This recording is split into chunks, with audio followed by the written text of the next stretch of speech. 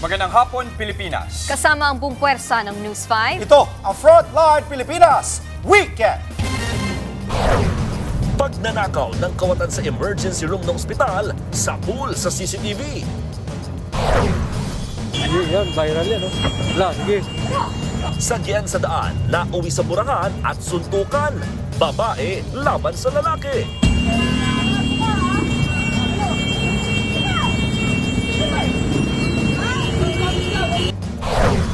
Mga Pinoy na scam hub worker sa Cambodia, nagpadulas daw sa immigration para makalabas ng bansa. Pag-alis o pagtapya sa VAT, isinusulong sa gitna ng nagtataas ang mga presyo. Ilang tsuper gusto na raw tumigil sa pamamasada dahil sa napakataas na presyo ng petrolyo. Claudine Barreto naghanda sa birthday ng kanyang ex na si Rico Yan.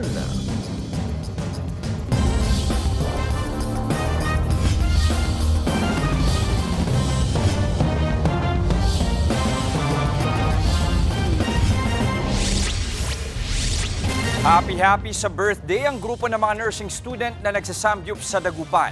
Pero habang nagkakantahan sila, biglang sumabog ang kalan. 11 ang sugatan. Nasa frontline ng balitang yan, si Gary De Leon.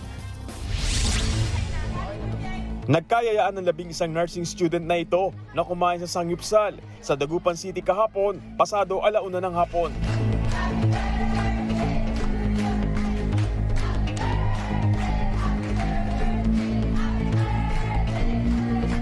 Dito nila sana ipagdiriwang ang kaarawan ng isa sa kanilang kaklase. Nang biglang may sumabog sa mesa. Nataranta ang mga estudyante at nagpulasan. Yung butane na nakalagay doon sa portable stove sa table nila mismo. Agad din nila sa ospital ang mga biktima. Yung tatlo OP, yun yung outpatient. And ang na-admit, 8 sa kanila. Bali yung naka-ICU, ma'am, isa. And yung meron ding isang serious. Nangako ang restaurant na sasagutin ang gastos sa pagpapa-ospital ng mga biktima. Hindi na nagsampan ng reklamo ang mga nasugat ng customer. Niimbestigahan ng Bureau of Fire Protection kung may paglabag ang restaurant. Nagbabalita mula sa frontline, Gary De Leon, News 5. Imbes na magpa-check up, naghahanap ng mabubulsa sa emergency room ang isang lalaki sa Bulacan. At nang makitang walang bantay, mabilis ang kanyang operasyon. Narito ang frontline report. Tumingin-tingin pa ang lalaking yan kung may tao sa emergency room ng Romel Cruz Hospital sa Malolos, Bulacan, madaling araw nitong Huwebes. Nang makasigurong walang tao, pumunta siya sa counter. Dito niya kinalkal ang mga drawer at iba pang mga gamit. Ilang sandali pa'y may hawak na ang lalaki. Inilagay niya yan sa bulsa ng kanyang shorts hanggang sa lumabas na siya ng emergency room. Agad na isinumbong ng isa sa mga nurse ng ospital ang pagnanakaw na yan sa kanilang barangay. Kinumpirma nitong tinangay ang kanyang wallet. Nasa laboratory room daw ang biktimang nurse nang pumasok sa ER ang kawatan. Sabi ko ay nakuha ang kanyang ATM. Pagkabanggit po parang na-withdraw yung konti pero hindi ko alam kung gano'ng halaga. Ang nakita wallet daw po ay nakita doon sa Balagtas, Bulacan, sa Yanga College. Agad namang nagsagawa ang barangay ng backtracking sa suspect. Dito nila nakita ang mga dinaanan ng suspect na nakabike matapos ang pagnanakaw. Ipinakalat na rin sa kanilang lugar ang larawan ng suspect para matukoy ang kanyang pagkakakilanlan at agad siyang mahuli. Nagbabalita mula sa Frontline, Margie Bentulan, News 5. Nagmurahan at nagsuntukan ng 2 babae at isang lalaki sa Pasig. Ang ugat ng gulo, sagian sa kalsada. Narito ang Frontline report. Yan, viral yan, no? Wala, sige. 2 babae laban sa isang lalaki sa Santa Lucia, Pasig City. Nagpambuno sila. May nanuntok at may nanipa. Inawat sila ng isang motorista pero tuloy ang murahan at hamunan.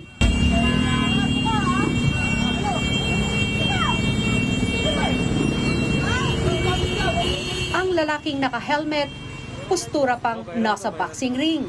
Kita rin sa video ang motorsiklong nakatumba sa kalsada habang nakakalawit sa kotse. Anong nito?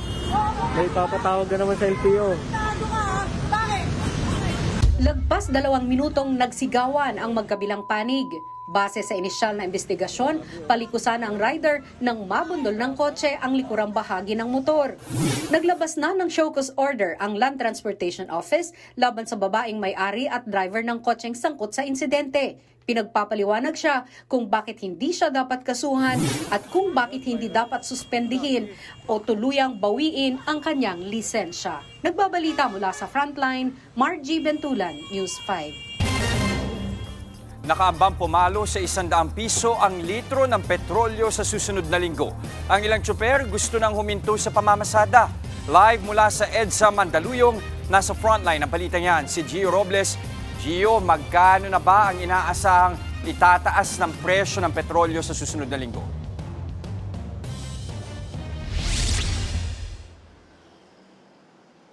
Just alam mo, nagbabadya pa lang ang panibagong oil price hike, pero sa Batanes, ito, 100 pesos na o higit 100 pesos na ang kada litro ng diesel.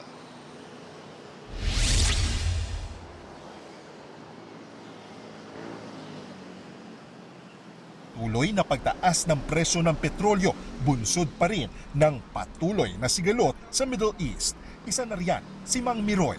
Ngayon, kung tumaas pa yan, abutin man 100 yan, mapilitan akong tumigil ng biyahe kasi pakikitain ko, di pagod lang ang pagod lang makukuha ko. Posible sumipa sa susunod na linggo ng 19 pesos hanggang 22 pesos ang kada litro ng diesel, 14 pesos hanggang 17 pesos naman sa gasolina. Pag natuloyan, ganito ang posibleng maging presyo ng petrolyo next week. Higit 97 pesos hanggang 107 pesos ang diesel. 80 pesos naman hanggang 90 pesos sa kada litro ng gasolina. Ang tsuper na si Mang Ray baka sumunod na rin daw sa kumpare niyang si Miroy. Nasa 300 na lang daw kasi ang kita niya sa pamamasada. Parang nagdadalawang isip ng ako sir kasi parang nahirapan na talaga kami mag-boundary at saka yung kita. Sa pag-iikot namin kanina sa ilang terminal sa Mandaluyong, halos iilan na lang ang pumapasadang jeep. Yung iba po, ang alam ko, meron pong hindi na bumabiyahe kasi dahil po sa taas nga ng diesel. Uwi na lang po ng probinsya daw po para habang mataas yung diesel, babalik na lang pag bumaba na ulit. Kung sa ilang gasolinahan sa Metro Manila, naglalaro na sa higit 80 hanggang 90 pesos ang diesel, sa Batanes, higit 100 pesos na ang litro niyan sa ilang gasolinahan. Bukod sa mga tsuper ng jeep, umaaray din maging mga tricycle driver. Kanya-kanya na lang daw sila ng diskarte para makatipid. Ang ginagawa ko na lang, hindi ko pinapatakbo ng mabilis, dahan-dahan lang. Pagka malalayo ang hatid, ayaw ko ng hatid kasi babayaran ka ng mura, tapos ang layo. Samantala, aarangkada na ang pamamahagi ng ayuda para sa mga tricycle driver sa Martes. Makakatanggap sila ng 5,000 pesos. 139,000 na mga tricycle driver sa Metro Manila ang benepisyaryo niyan. Ang iba namang driver, isusunod na rin daw ng pamahalaan. Yung listahan daw po ng tricycle drivers ay ready na.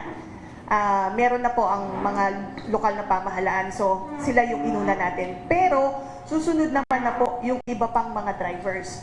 Jeepney drivers, TNVS drivers, taxi drivers, mga utility vehicle drivers, lahat po yan isusunod. Hindi lamang po within the National Capital Region, but nationwide.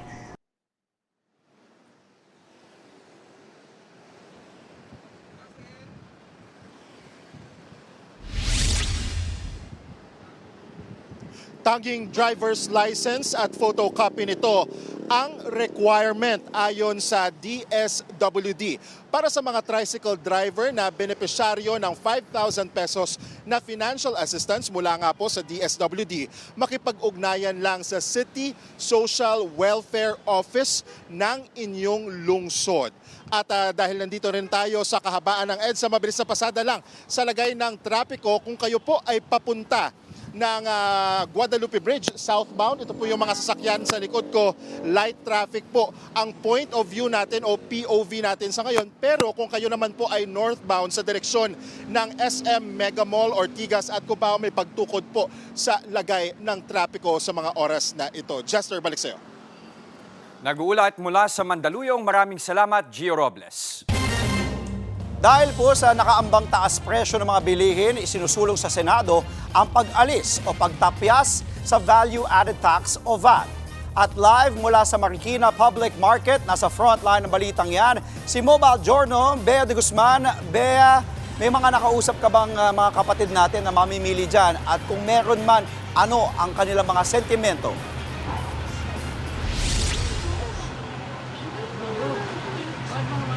Andre, napakabilis maubos ng 1,000 piso. Ganyan na ang hirit ng mga mamimili rito sa Marikina Public Market kahit na hindi pa gaanong karamdam sa presyo ng mga bilihin ang krisis sa langis.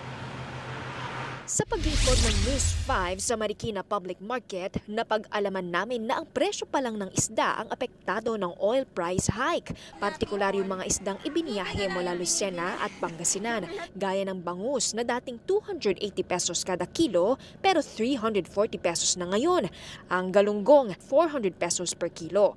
Tawilis mula sa 160, ngayon nasa 260, habang wala namang pagbabago sa presyo ng tilapia na nasa 180 pesos. Sa kabila niyan, ayon sa Department of Trade and Industry o DTI, base sa kanilang monitoring ay pasok pa rin naman ang presyo ng mga bilihin sa suggested retail price. Kasi sa ngayon po, wala pa po kaming na kukuhang request from the manufacturer kung sila ay gustong magtaas. Pagpasabi po, ang DTI naman po ay pag-aaralan po ang kanilang mga request kung ito po ay karapat-dapat na maipatupad yung kanila pong hinihiling na pagtaas. Yun nga lang, kahit wala pang nakikitang taas presyo sa mga bilihin, merong mga advance mag-isip at bumibili na ngayon bago pa raw magmahal. Parang nagpanic buying na ako ng mantika. 2 container na yung binili ko. Nalungkot ako kasi nga ladder na pagka tumaas yung gasolina, lahat na yan, sunod-sunod na yan. Meron namang umaaray sa kasalukuyang presyo. Wala na bibili 1,000 pesos. Kawawa yung mga people of the Philippines kasi wala na nabibili yung pera. Tsaka ito talaga, pabigat talaga to sa taong bayan, itong bat na to. Parang awa nyo na, tanggalin nyo na to. Maawa kayo sa taong bayan. Kung pwedeng, doon nyo na lang ibigay yung mga tax sa mga malalaking sa mga lalaking company, yung kumikita talaga ng mga Tapos sa taong bayan, huwag naman ipasa to, mga ganito. Speaking of VAT o Value Added Tax, iminungkahi ni Senator Loren Legarda ang panukalang bawasan ng VAT sa basic goods. Sa ilalim ng Senate Bill 1851, pabababain sa 10% ang VAT ng mga produkto at serbisyong karaniwang ginagamit ng mga mahihirap at middle class. Mananatili sa 12% ang VAT sa luxury goods, high-value assets, luxury vehicles, mga alak at sigarilyo at premium real estate. Isa pang tinutulak ni Legarda ay ang tuluyang pag-alis sa VAT sa mga produktong may kaugnayan sa pang-araw-araw na pangangailangan at kalusugan ng publiko, kabilang mga staple food, household essentials, pangunahing serbisyong medikal, ilang gamot at first aid supplies. Kasama rin sa panukala ang piling exemption sa bill sa kuryente, tubig at internet. Nagbabala naman ang DTI sa mga magtatangkang mag-hoard o yung sobra-sobra ang binibili. Hindi raw nila yan kukonsintihin at mananagot ang mananamantala. Ang parusa, aabot sa 15 taong kulong at multang hanggang 2 million pesos.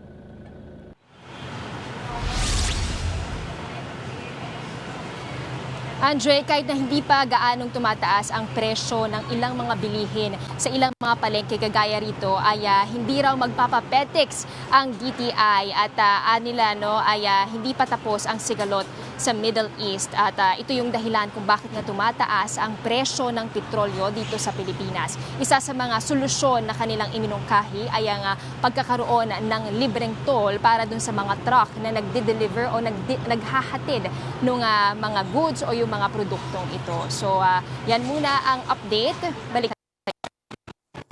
Maraming salamat sa update. Live po mula sa Marikina Public Market, Bea de Guzman.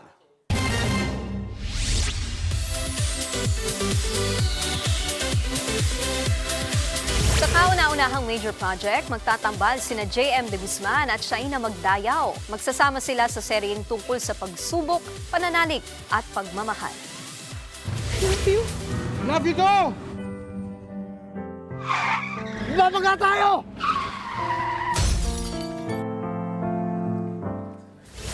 Sa pasilip ng upcoming kapatid seryeng My Best Friend Eman, ipinadama na ang pag-iibigan ni Ruth, played by Shaina, at Mateo, played by JM. Susubukin sila ng trahedyang babago sa takbo ng kanilang buhay. Ang tanong, sino si Eman? At ano ang kanyang magiging papel sa kwento ni Ruth at Mateo? Malapit na mapanood sa Todo Max Primetime 5 ang My Best Friend Eman. Abangan natin yan, mga kapatid. Susunod, mga Pinoy na pinagtrabaho sa scam hub sa Cambodia, ikinuwento ang mapait na karanasan. South Korean entertainer, bakit kaya nanakit ng babae sa isang live stream?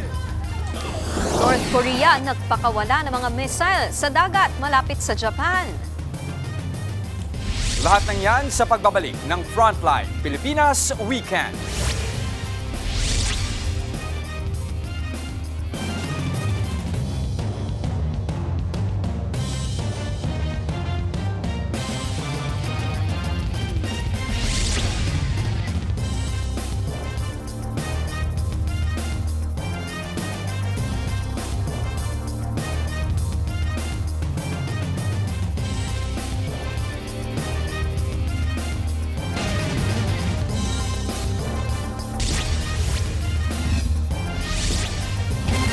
Balik bansa na ang ilang Pilipinong ginagawang scammer sa Cambodia.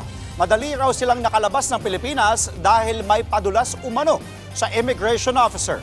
Nasa frontline ng balitang yan si Rainiel Pawid. Madaling araw nitong Biyernes, nakauwi na sa bansa ang higit 50 Pinoy mula Phnom Penh, Cambodia. Biktima sila ng human trafficking na pinagtrabaho roon sa scam farm. Kabilang sa mga nasagip si Marco. Gaya ng maraming biktima, nahanap niya ang trabaho sa isang online messaging app. Nagtrabaho po namin doon is love scam, investment like crypto.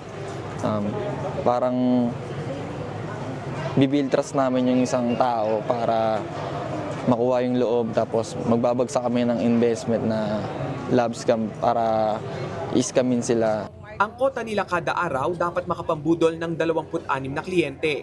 Lagot ka kapag di mo yan naabot. Pagpupush upin ng 300 beses o di kaya'y gugutumin o kakaltasan ng sweldo.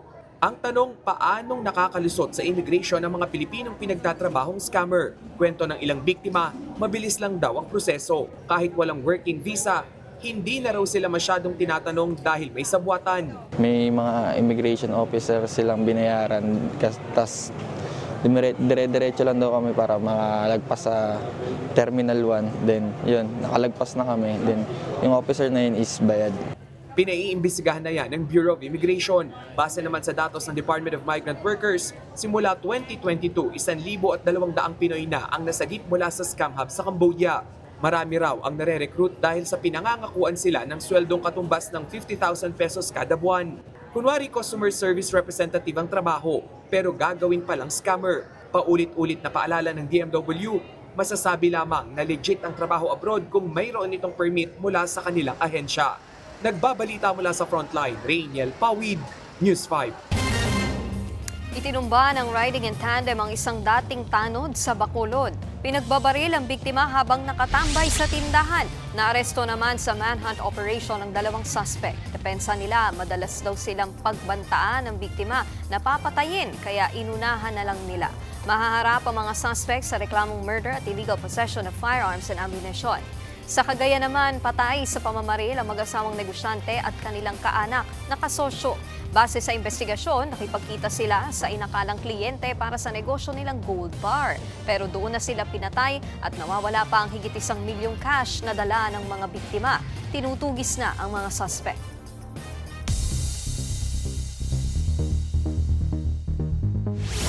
Nagpakawala ng higit sa 10 ballistic missile ang North Korea. Bumagsak ang mga ito sa dagat sa labas ng Exclusive Economic Zone ng Japan. Wala namang naitalang pinsala. Kahapon, inakusahan ng North Korea ang Japan na nagpapalala ng tensyon sa rehiyon. Sa gitna yan ang pagpapalakas ng militar ng Japan. Mahigit 2 dekada nang nagsasagawa ng missile test launch ang North Korea. Susunod, ilang grupo sa Senegal na nawagang arestuhin ang mga same-sex couple. Bagong species umano ng dinosaur na diskubre ng mga scientist. At Boy Iyak at kanyang mga obra, bakit kaya trending? Huwag po kayong bibitiw mga kapatid. Magbabalik ang Frontline Pilipinas Weekend.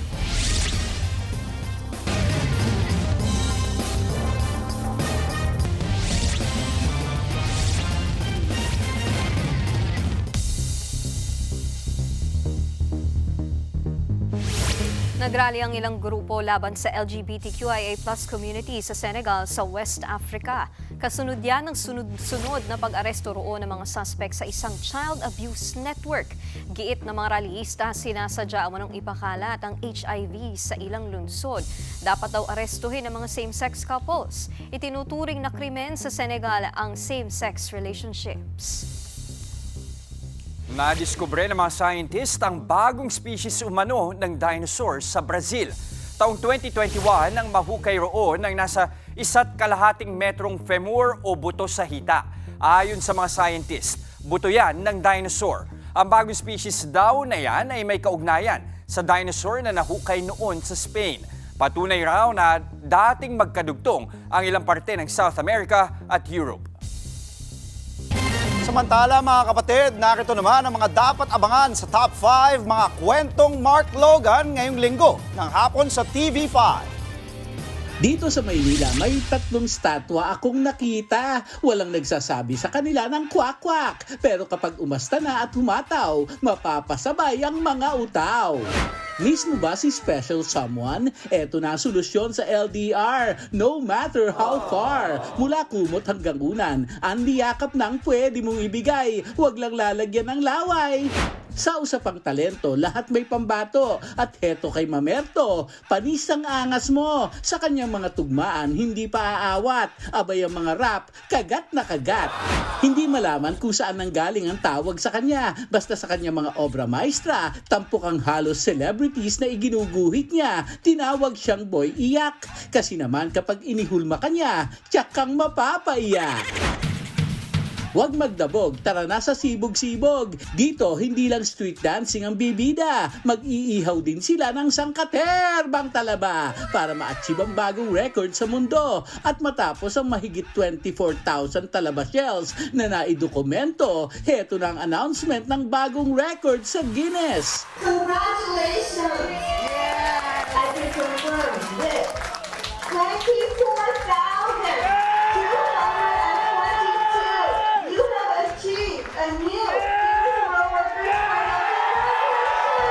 This is actually our birthday as a province, our 25th birthday, and we finally won the award of Guinness. Thank you very much. Ayun naman, Day. Kaya lambo pa si Bugay. Nagbabalita mula sa Frontline, Mark Logan.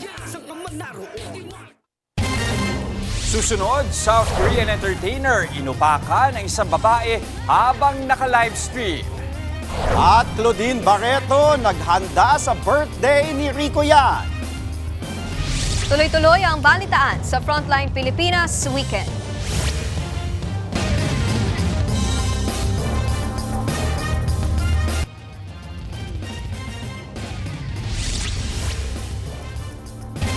Inireklamo ang isang South Korean entertainer matapos manakit sa isang live stream.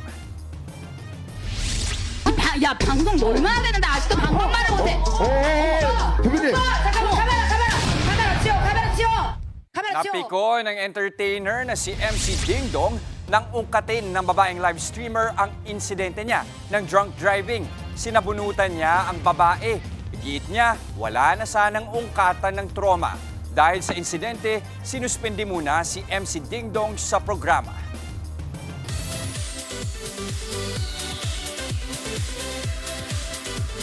Pinalala ni Optimum star Claudine Barreto ang kaarawan ng kanyang ex na si Rico Yan ngayong araw. Naghanda ang kapatid actress ng ilang pagkain para i-celebrate ang 51st birthday ng yumaong 90s heartthrob. At bago yan, maaga ring bumati si Claudine sa social media kaninang madaling araw with a simple birthday message. Nag-share din ang aktres ng isang fan-made video ng mga moment nila ni Rico with a sweeter caption, "Happy birthday, my RY."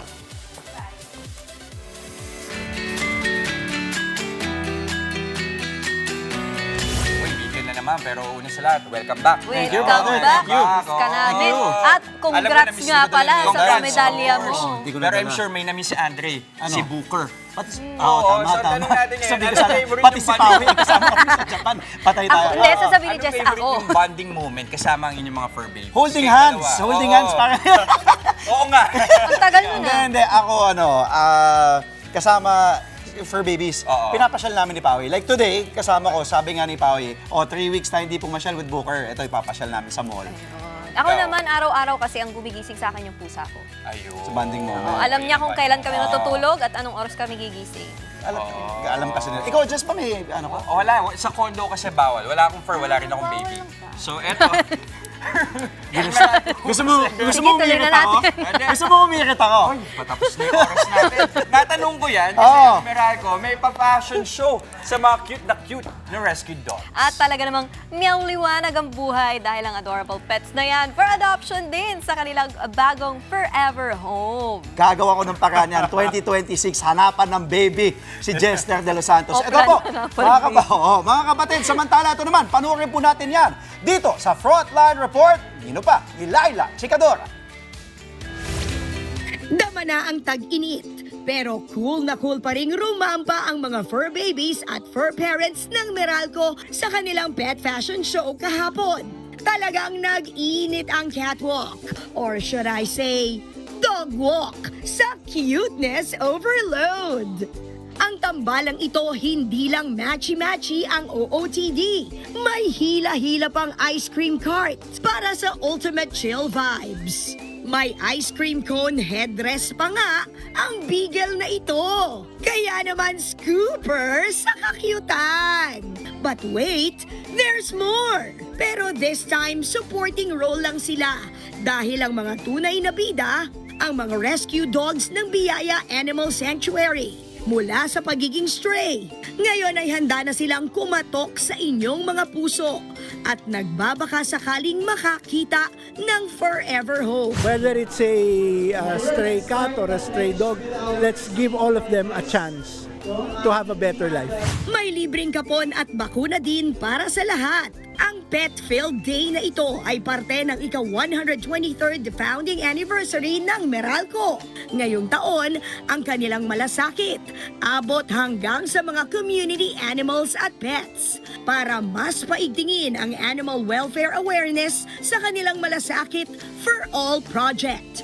No less than our beloved chairman, Manuel V. Pangilinan, our MVP, is our inspiration in our daily work that we do for our customers. And we took it a step further to also provide the same level of malasakit to the community animals within our compound.